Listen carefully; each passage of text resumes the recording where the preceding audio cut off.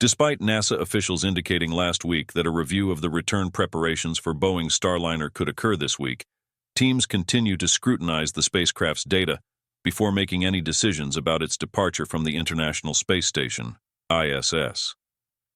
NASA astronauts Butch Wilmore and Suni Williams are awaiting a decision on whether they can reboard the spacecraft for its return to Earth to complete the crew flight test mission.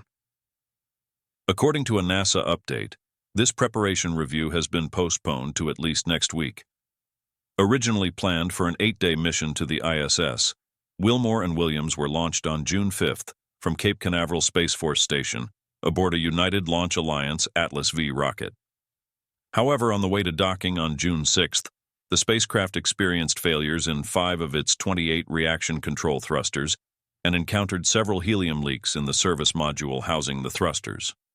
NASA and Boeing decided to conduct ground tests on a similar thruster to simulate flight conditions and analyze potential causes of the helium leaks using an older, unused service module.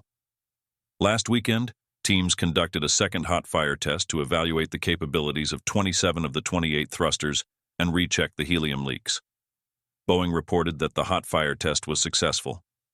Steve Stick, NASA's Commercial Crew Program Manager, stated in a press conference last week that teams would review the test data before setting a return date and conducting a higher-level return preparation review meeting. Initially expected to occur late this week, this meeting has now been delayed. In an update on NASA's website on Thursday, the agency indicated that teams needed more time to review the hot fire test, finalize the flight rationale for the affected thruster system, and confirm its reliability for the return flight. The update also mentioned that departure procedures and any operational mitigations for the system in flight, if needed to build more confidence, must be completed before the meeting. Boeing announced that its team spent time on Tuesday on the ground and in space conducting Starliner's return procedures. The simulated departure included monitoring by Wilmore and Williams from the ISS, with Mission Control Centers in Houston and Kennedy Space Center's Boeing Mission Control Center involved. Future Starliner mission astronauts Scott Tingle and Mike Fink participated in the Boeing mission simulator, with Canadian Space Agency astronaut Josh Kutrick observing from Houston. This week, Williams and Wilmore also conducted pressure checks on their spacesuits and performed an external inspection of the Starliner spacecraft, named Calypso, using the ISS's Canaveral. Boeing has provided NASA with potential return dates for August. NASA noted that return planning will continue into next week before the return readiness review is conducted. NASA is targeting August 18th as the earliest date for the upcoming SpaceX Crew 9 launch from Kennedy Space Center, KSC. However, unless NASA decides to send the Crew 8 astronauts home before Crew 9's arrival, Starliner will need to vacate its parking spot at the ISS. The ISS has only 2 docking ports for spacecraft like Starliner and Dragon.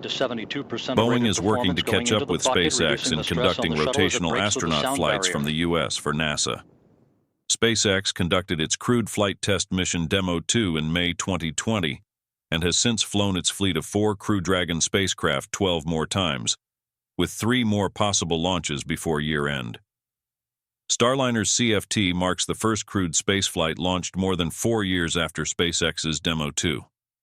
NASA needs to complete this mission to certify the spacecraft, enabling Boeing to share crew missions with SpaceX.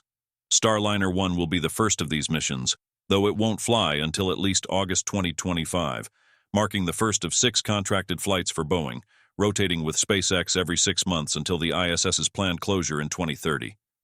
Meanwhile, SpaceX has been cleared to prepare for its 10th crew rotation flight with Crew 10 in February, and is also preparing Crew 11 in case Starliner 1 is further delayed beyond next August.